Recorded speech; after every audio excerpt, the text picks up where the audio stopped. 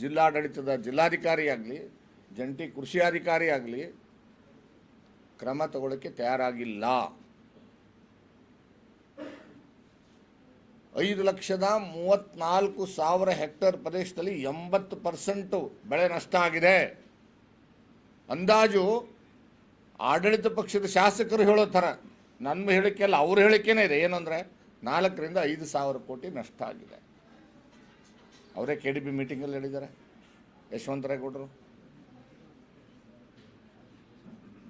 5,000 ಕೋಟಿ ರೈತರ ಬೆಳೆ ನಷ್ಟ ಆಗಿರ್ತಕ್ಕಂಥದ್ದು. ಆದರೆ ಇನ್ನೂವರೆಗೂ ಕೂಡ ಅದ್ರ ಬಗ್ಗೆ ಸಮಗ್ರ ತನಿಖೆ ಮಾಡಲಿಕ್ಕೆ, ಸರ್ವೆ ಮಾಡಲಿಕ್ಕೆ ಆಡಳಿತ ಇವತ್ತು ಆದೇಶ ಮಾಡಲಿಕ್ಕೆ ತಯಾರಾಗಿಲ್ಲ.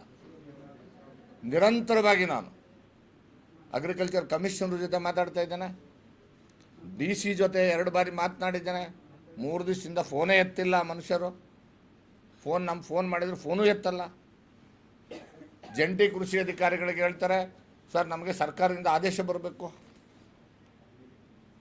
ಈಗಾಗಲೇ ತೊಗರಿ ಕಟ್ ಮಾಡ್ತಕ್ಕಂಥದ್ದು, ಅಂದರೆ ಅದನ್ನು ಏನು ರಾಶಿ ಮಾಡ್ತಕ್ಕಂಥ ಕೆಲಸ ಪ್ರಾರಂಭ ಆಗಿದೆ. ಯಾಕಂದರೆ ಬಿಟ್ಟರೆ ಏನಾಗುತ್ತೆ ಅಂದರೆ, ಒಂದು 15 ದಿವಸ ಬಿಟ್ಟರೆ ಆ ಕಾಯಿಯೆಲ್ಲ ಒಣಗಿ ಕಾಳೆಲ್ಲ ಸಿಡ್ದೋಗುತ್ತೆ. ಅದರಲ್ಲಿ ಏನು ಒಂದು 5-10%, 20% ಏನು ಇವತ್ತು ಆದಾಯ ಬರ್ತದೆ. ಒಂದು ಕ್ವಿಂಟಲ್ 2 ಕ್ವಿಂಟಲ್ ಏನು ಬರೋದಿದೆ, ಅದು ಕೂಡ ಇವತ್ತು ಸಿಡ್ದೋಗ್ಬಿಡ್ತದೆ. ಅದಕ್ಕೆ ನಮ್ಮ ರೈತ ಅಟ್ಲೀಸ್ಟು ಆ ಬೀಜ ಏನಾದರೂ ಬರ್ಬೋದಾ, ಹಾಕಿರ್ತಕ್ಕಂಥ ಬೀಜದ್ದು ಏನಾದರೂ ಬರುತ್ತಾ ಅಂಥೇಳಿ ಅದನ್ನು ಕಟ್ ಮಾಡೋದಕ್ಕೆ ಪ್ರಾರಂಭ ಮಾಡ್ತಾಯಿದೆ. ಅಷ್ಟರೊಳಗೆ ಇವರು ಸರ್ವೆ ಮಾಡಬೇಕಾದ ಕೆಲಸ ಅಧಿಕಾರಿಗಳದ್ದು, ಸರ್ಕಾರದ್ದು. ಆದರೆ ಇವ್ರು ಮಾಡ್ಲಿಕ್ಕೆ ತೆಗಿಲ್ಲ. ಏನಾದರೂ ಮಾಡಿ ಒಂದು 15 ದಿವಸ ಇದನ್ನು ಮುಂದಕ್ಕೆ ಹಾಕ್ಬಿಡೋಣ, ಸುಳ್ಳು ಹೇಳ್ಕೊಂಡು ಹೋಗೋಣ. ಕಳ್ಳರನ್ನ, ಭ್ರಷ್ಟರನ್ನ, ಈ ಏಜೆನ್ಸಿಯವರನ್ನು ಕಳಪೆ ಬೀಜವನ್ನು ಸಪ್ಲೈ ಮಾಡಿದರೆ ಅವ್ರನ್ನ ಏನಾದರೂ ಮಾಡಿ ರಕ್ಷಣೆ ಮಾಡೋಣ ಅನ್ನೋ ತೀರ್ಮಾನಕ್ಕೆ ಇವತ್ತು ಕೃಷಿ ಇಲಾಖೆ ಅಧಿಕಾರಿಗಳು ಮತ್ತು ಜಿಲ್ಲಾಧಿಕಾರಿಗಳು ಬಂದಿದ್ದಾರೆ ಅಂತಕ್ಕಂಥದ್ದು ನಾನು ಸ್ಪಷ್ಟವಾಗಿ ಹೇಳಲಿಕ್ಕೆ ಬಯಸ್ತೇನೆ. ಅದಕ್ಕೆ ಅವರು ಒಂದು ವರದಿ ಕೊಟ್ಟಿದ್ದಾರೆ, ತಮಗೆಲ್ಲ ನಾನು ಕೊಟ್ಟಿದ್ದೀನಿ. ಏನು ಹೇಳ್ತಾರೆ, ಕೃಷಿ ವಿಶ್ವವಿದ್ಯಾಲಯ ಧಾರವಾಡ, ವಿಜಯಪುರ ಜಿಲ್ಲೆ ತೊಗರಿ ಬೆಳೆ ವಿಮಾ ಸಮೀಕ್ಷೆಯ ವರದಿ ಅಂತ ಒಂದು ಕೊಡ್ತಾರೆ. ವಿಜ್ಞಾನಿಗಳ ತಂಡ, ಇದಕ್ಕೆ ತಂದೆಯೂ ಇಲ್ಲ, ತಾಯಿಯೂ ಇಲ್ಲ. ಈ ವರದಿಗೆ ಸರ್ಕಾರ ಆದೇಶ ಮಾಡಬೇಕು. ಏನಂತ, ಜಿಲ್ಲಾಧಿಕಾರಿಗಳಾಗಲಿ, ಕಮಿಷನರ್ ಆಗಲಿ, ಮಿನಿಸ್ಟರ್ಸ್ ಆಗಲಿ ಯಾಕೆ ಈ ರೀತಿ ಆಗಿದೆ ಅನ್ನೋದ್ರ ಬಗ್ಗೆ ಅಧಿಕೃತವಾಗಿ ಒಂದು ವಿಜ್ಞಾನಿಗಳ ತಂಡವನ್ನು ರಚನೆ ಮಾಡಿ ನೀವು ಹೋಗಿ ಅಧ್ಯಯನ ಮಾಡಿ ಕೂಡಲೇ ಸರ್ಕಾರಕ್ಕೆ ವರದಿ ಕೊಡಿ ಅಂತ ಕೇಳಬೇಕು. ಹೋಗಲಿ, ಜಿಲ್ಲಾಧಿಕಾರಿ ಆರ್ಡರ್ ಮಾಡಬೇಕು, ಮಾಡಿಲ್ಲ. ಮಾಧ್ಯಮಗಳಲ್ಲಿ ಇದು ಭಾಳ ದೊಡ್ಡ ಮಟ್ಟದಲ್ಲಿ ಬರಲಿಕ್ಕೆ ಪ್ರಾರಂಭ ಆಯಿತು. ರೈತ ಮುಖಂಡರುಗಳು, ವಿವಿಧ ಸಂಘಟನೆಗಳು ಇದಕ್ಕೆ ಹೋರಾಟಕ್ಕಿಳಿದಾಗ ಮಾಧ್ಯಮಗಳ ಮತ್ತು ಸಂಘಟನೆಗಳ ಒಂದು ಕಣ್ಣೊರೆಸುವ ತಂತ್ರ, ಅವ್ರನ್ನ ದಾರಿ ತಪ್ಪಿಸೋದಕ್ಕೋಸ್ಕರ ಇವರು ಕೆಲವು ಜನ ಕೃಷಿ ಪ್ರೊಫೆಸರ್ಗಳನ್ನ ಕರೆಸ್ದಂಗೆ ಮಾಡಿ, ಹೊಲಗಳಿಗೆ ವಿಸಿಟ್ ಮಾಡ್ದಂಗೆ ಮಾಡಿ, ಅಲ್ಲೇ ಇಲ್ಲೊಂದು ಹೊಲದಲ್ಲಿ ನಿಂತ್ಕೊಂಡು ಫೋಟೋ ತೆಗೆಸಿ ಒಂದು ರಿಪೋರ್ಟ್ ಕೊಡ್ತಾರೆ. ಆ ರಿಪೋರ್ಟಲ್ಲಿ ಏನಿದೆ, ಅವ್ರು ಹೇಳ್ತಾರೆ ತೇವಾಂಶದ ಕೊರತೆಯಿಂದ ಆಗಿದೆ. ನಾನು ಹೇಳಲಿಕ್ಕೆ ಬಯಸ್ತೇನೆ, ತಾವು ಅಧ್ಯಯನ ಮಾಡಿ ನೋಡಿ, ಅತ್ಯಂತ ಕಡಿಮೆ ತೇವಾಂಶದಲ್ಲಿ ಬರಗಾಲದ ಬೆಳೆ ಯಾವುದು ಅಂದರೆ ಅದು ತೊಗರೆ. ತೊಗರೆ ಬೇರುಗಳು ವರ್ಟಿಕಲ್ ಆಗಿ ಭೂಮಿನಲ್ಲಿ ಇಳಿತವೆ.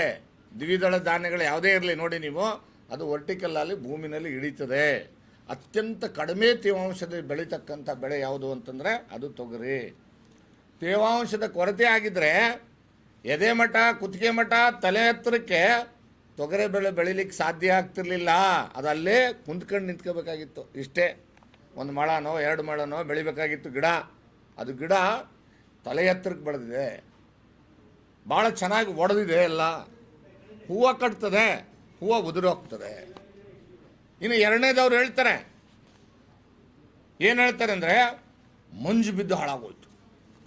2 ದಿನ ಮಂಜು ಬಿದ್ದುಬಿಡ್ತು, ಕಂಪ್ಲೀಟ್ ಹಾಳಾಗೋಗ್ಬಿಡ್ತು. ಸ್ವಾಮಿ, ಮಂಜಿಗೆ ಅತ್ಯಂತ ಸೂಕ್ಷ್ಮವಾಗಿರ್ತಕ್ಕಂಥದ್ದು ಯಾವುದು ಅಂದರೆ ತೋಟಗಾರಿಕೆ ಬೆಳೆಗಳು. ಅದು ದ್ರಾಕ್ಷಿ, ದಾಳಿಂಬ್ರೆ, ಈ ಬೆಳೆಗಳು ಮಂಜಿಗೆ ಬೇಗ ಹಾಳಾಗ್ತದೆ, ತೊಗರಿ ಅಲ್ಲ. ನೀವು ದ್ರಾಕ್ಷಿ ಬೆಳೆಗಳು ನೋಡೋಗಿ, ಯಾರಾದರೂ ದ್ರಾಕ್ಷಿ ಬೆಳೆಗಾರ ಬಂದು ನಮ್ಮದು ಎಂಟೈರ್ 80% ಹಾಳಾಗಿದೆ ಅಂತ ಹೇಳಿದ್ರ?